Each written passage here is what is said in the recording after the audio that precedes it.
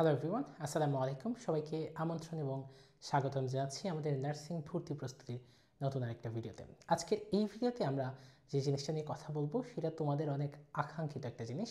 তোমরা বারবার জিজ্ঞাসা করে থাকো যে ভাইয়া আমি বিএসসিতে কত মার্কস পেলে চান্স পাবো, ভাইয়া আমি ছেলে মানুষ, আমি ডিপ্লোমাতে কত মার্কস পেয়ে চান্স পাবো, কিংবা ভাই আমি মিডওয়াইফারিতে কত মার্কস পেলে চান্স পাবো। আজকের এই ভিডিওতে আমরা একদম ক্লিয়ার করে দিব যে পিএসসিতে কত মার্কস পেলে চান্স পাবা, ডিপ্লোমাতে কত মার্কস পেলে চান্স পাবা, মিডওয়াইফারিতে কত মার্কস পেলে চান্স পাবা, কিংবা তুমি ছেলে হইলে কত মার্কস পেলে চান্স পাবা, কিংবা তুমি মেয়ে হইলে কত মার্কস পেলে চান্স পাবে, একদম ডিটেলস সব কিছু। সো তোমরা যারা এখনও আমাদের ইউটিউব চ্যানেলটি ফলো করো নাই, কিংবা এখনও আমাদের পেজটা ইউটিউব চ্যানেলটা সাবস্ক্রাইব করো নাই, কিংবা এখন আমাদের পেজটা ফলো করো নাই, তারা দ্রুত ফলো করে দাও এবং সাবস্ক্রাইব করে দাও। সো চলো তাহলে আজকে গুরুত্বপূর্ণ ভিডিওটা শুরু করি। তোমাদের সাথে আছি আমি তানভীর। ওকে ভাইয়া, প্রথম যেই কথাটা যে জিনিসটা সেটা হচ্ছে যে কত মার্কস পেলে চান্স হবে। দেখো, নার্সিং হচ্ছে একটা অ্যাডমিশন টেস্ট। অ্যাডমিশন টেস্টের কখনো মার্কিং, যেমন তোমার এসএসসিতে একটা সাবজেক্টে 80 পাইলে, 80-এর উপরে পাইলে সেটা এ প্লাস, কিংবা এইচএসসিতে। কিন্তু নার্সিং ভর্তি পরীক্ষা এটা হচ্ছে একটা অ্যাডমিশন টেস্ট। এখানে তো আর এমন না যে তুমি এত মার্কসের উপরে পাইলে চান্স পাবা, এত হইলে চান্স হবে না, এরকম কিছু না। এটা হচ্ছে একটা অ্যাডমিশন টেস্ট। এইখানের চান্স ডিপেন্ড করে না মার্কসের উপর, চান্স ডিপেন্ড করে কিসের উপর ভাইয়া? তোমার প্রতিযোগীর উপর, এবং গিয়ে তোমার কিসের উপর, এবং সেটা প্রশ্নের উপর। যদি প্রশ্ন সহজ হয় তাহলে গিয়ে বেশি মার্কস পাওয়া লাগবে, সহজ হইলে বেশি মার্কস পাইতে হবে, কঠিন হইলে কম মার্কস পাইতে হবে। এটা হচ্ছে প্রথম কথা। সহজ হইলে বেশি, কঠিন হইলে কম, তাই না? তুমি যদি প্রশ্ন সহজ হয় বেশি মার্কস লাগবে, প্রশ্ন কঠিন হয় কম মার্কসে চান্স পেয়ে যাবে। That's it. এখানে তো অন্য কিছু সুযোগ নেই, তাই না? আচ্ছা, এখন আসো ভাইয়া যে আমি একটু ডিটেইলস আলোচনা করি যে কার কত মার্কস নর্মালি লাগবে। দেখো, যদি প্রশ্ন সহজ হয় এবং কঠিন হয় একটা ধারণা দেওয়ার চেষ্টা করি। বিএসসিতে যদি তুমি ছেলে হও, বিএসসিতে যদি ছেলে হও তাহলে ভাই অনেক বেশি মার্কস লাগবে। ছেলে হইলে অনেক বেশি মার্কস লাগবে। 150-এর মধ্যে আমরা চিন্তা করব। দেখো, 150 মানে কি? মানে তুমি যে ভর্তি পরীক্ষা দিবে সেটা 100 মার্কের। তারপর জিপিএর উপর থাকবে 50 মার্ক। 50 মার্ক থাকবে জিপিএর উপর, বুঝছো? জিপিএর উপর। এটার তোমার এসএসসিতে যে জিপিএ থাকবে ওইটার সাথে 5 গুণ হবে, এইচএসসিতে যে জিপিএ থাকবে ওইটার সাথে 5 গুণ হবে। ওইটা গুণ করে 50-এর মধ্যে তুমি কত পাও এটা একটু কমেন্টে জানাও। তোমাদের জিপিএর উপর কত মার্কস আছে সেটা একটু আমাকে কমেন্টে জানায় দাও ভাইয়ারা। হ্যাঁ, এবার আসো ভাইয়া বিএসসিতে ছেলে হইলে কত মার্কস লাগবে। দেখো, যদি প্রশ্ন সহজ হয় তাহলে ছেলে হইলে তোমার 128 থেকে 130 প্লাস লাগতে পারে। হ্যাঁ, 130 প্লাস লাগবে। আর যদি খুব বেশি কঠিন হয় তাহলে 125 প্লাস। ঠিক আছে, 125 প্লাসের নিচে 125-এর নিচে ছেলেদের হওয়ার পসিবিলিটি খুব একটা বেশি নাই। এবার আসো ভাইয়া বিএসসিতে যদি তুমি কি হও ভাইয়া? মেয়ে হও। বিএসসিতে তুমি যদি মেয়ে হয়ে থাকো, মেয়ে হইলে তোমার একটু কম মার্কসে হয়ে যাবে। মেয়ে হইলে একটু কম মার্কসে হয়ে যাবে।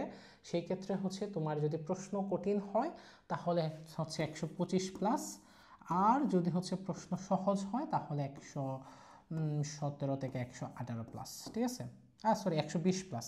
প্রশ্ন সহজ কঠিন হইলে 120 প্লাস, 120 প্লাস। ঠিক আছে, প্রশ্ন যদি কঠিন হয় 120 প্লাস, সহজ হইলে 125 প্লাস। ওকে, আচ্ছা, এবার আসো ভাইয়া আমরা যদি এবার একটু ডিপ্লোমার কথা চিন্তা করি। তাহলে ডিপ্লোমার যদি ছেলে হও তুমি, হ্যাঁ, ডিপ্লোমার ছেলে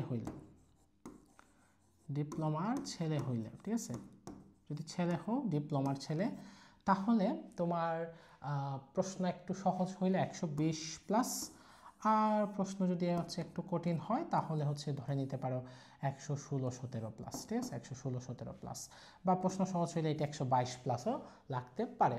ঠিক আছে, ডিপ্লোমা ছেলের কথা বললাম। এবার আসো ডিপ্লোমার মেয়ের কথা বলি। কি বলবো ভাইয়া? ডিপ্লোমার মেয়ের কথা।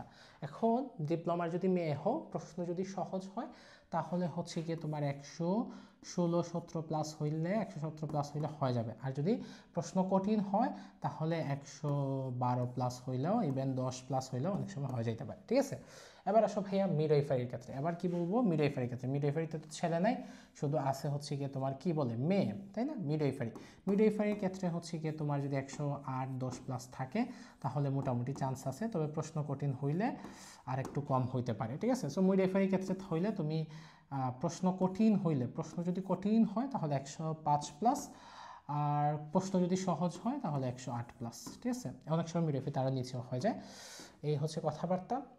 সো আজকে মেইন জিনিস যেটা সেটা একটু বলে ফেলি, তুমি হচ্ছে বিএসসি দিবা না ডিপ্লোমা দিবা না মিডওয়াইফারি দিবা সেটা একটু কমেন্টে জানাবা। তবে তুমি যেই কোর্সেই ভর্তি পরীক্ষা দেও না কেন, তোমার জন্য তোমার নার্সিং ভর্তি প্রস্তুতিটাকে সহজ করতে আমরা যে কোর্সটা নিয়ে আসছি এটাতে তুমি ভর্তি হয়ে যেতে পারো, ঠিক আছে? এবং তোমরা যারা আমাদের কোর্সে ভর্তি হইতে চাও, জাস্ট কোর্সে যারা ভর্তি হইতে চাও এরা হচ্ছে আমাকে হোয়াটসঅ্যাপে নোট দিতে পারো 01790363749, এই নাম্বারে হচ্ছে ভাইকে নোট দিতে পারো। বা এই কোর্সে হচ্ছে তুমি ভর্তি হয়ে যেতে পারো। আমাদের হচ্ছে ডিটেলস লিঙ্ক কিসে পাবা, কমেন্ট বক্সে পাবা, ক্যাপশনে পাবা।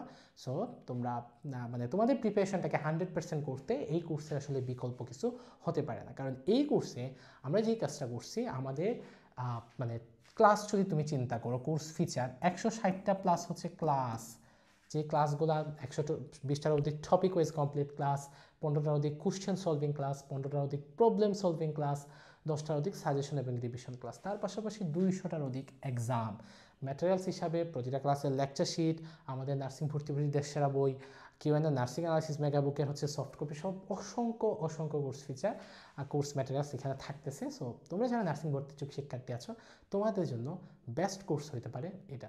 ঠিক আছে, সবাই ভালো থাকবা, সুস্থ থাকবা। থ্যাংক ইউ সবাইকে, আসসালামু আলাইকুম।